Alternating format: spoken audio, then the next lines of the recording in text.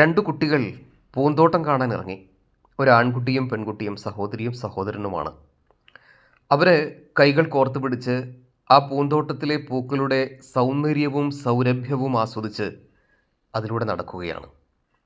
അനവധി നിറത്തിലുള്ള പൂക്കൾ കൊണ്ട് അലങ്കരിച്ച പൂന്തോട്ടം. ആ സമയത്ത് അവിടെ രണ്ട് തുമ്പികൾ പാറി നടക്കുന്നുണ്ടായിരുന്നു. ഒരമ്മത്തുമ്പിയും തുമ്പിയും കുട്ടിത്തുമ്പിയും.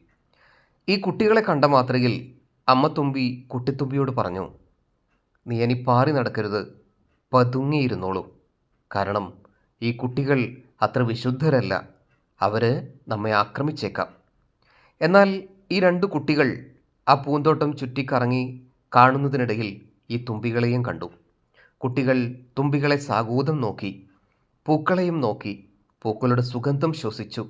അതിനുശേഷം കൈകൾ കോർത്ത് പിടിച്ച് തുള്ളിച്ചാടി ആ പൂന്തോട്ടത്തിൽ നിന്ന് പുറത്തേക്കിറങ്ങിപ്പോയി. ആ സമയത്ത് ഈ അമ്മത്തുമ്പി കുട്ടിത്തുമ്പിയോട് പറയുകയാണ്, "ഈ കുട്ടികളൊക്കെ എത്രത്തോളം മാറിയിരിക്കുന്നു. കുട്ടികൾ എത്ര സൽസ്വഭാവികളായിരിക്കുന്നു. അവരുടെ ഉള്ളിൽ ആർദ്രതയും കരുണയും സ്നേഹവും ഒക്കെ സൂക്ഷിക്കുന്നവരായി മാറിയിരിക്കുന്നു" എന്ന് കുട്ടിത്തുമ്പിക്കൊന്നും മനസ്സിലായില്ല. പിന്നെയും അമ്മത്തുമ്പി പറഞ്ഞു, "കുറച്ചു കാലങ്ങൾക്ക് മുൻപേ ആണ് നമ്മളിവിടെ വന്നിരുന്നത് എങ്കിൽ ഈ കുട്ടികൾ നമ്മെക്കൊണ്ട് കല്ലെടുപ്പിക്കുമായിരുന്നു. ഈ കുട്ടികൾ നമ്മുടെ വാലിൽ കയറുകെട്ടി നമ്മുടെ സ്വാതന്ത്ര്യത്തെ നഷ്ടപ്പെടുത്തുമായിരുന്നു.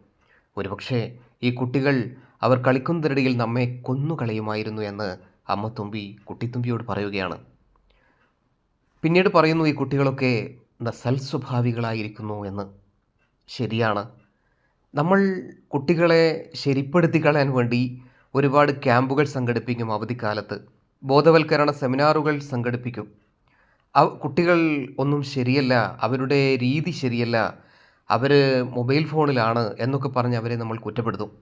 എന്നാൽ കുട്ടികളിൽ ഒരുപാട് നന്മ ഉറങ്ങിക്കിടക്കുന്നുണ്ട്. കുട്ടികൾ സൽസ്വഭാവികളാണ്. ഏതെങ്കിലും രീതിയിൽ കുട്ടികൾ ഉണ്ടെങ്കിൽ അത് നമ്മൾ മുതിർന്നവരുടെ തെറ്റായ ചെയ്തികൾ കണ്ട് പഠിക്കുന്നത് കൊണ്ടാണ് എന്ന് നമ്മൾ മനസ്സിലാക്കണം. ഇവിടെ മാറേണ്ടത് കുട്ടികളല്ല, നമ്മളാണ് മാറേണ്ടത്, മുതിർന്നവരാണ് മാറേണ്ടത്. കാരണം കുട്ടികൾക്ക് മുന്നിൽ എന്നും പാഠപുസ്തകമായി നിൽക്കുന്നത് നമ്മൾ മുതിർന്നവരാണ്. മുതിർന്ന നമ്മളെ കണ്ടാണ് നമ്മുടെ കുട്ടികൾ പഠിക്കുന്നത്. അതുകൊണ്ട് അവർക്ക് നല്ല പാഠം കാണിച്ചു കൊടുക്കാൻ നമ്മൾ ബാധ്യസ്ഥരാണ്.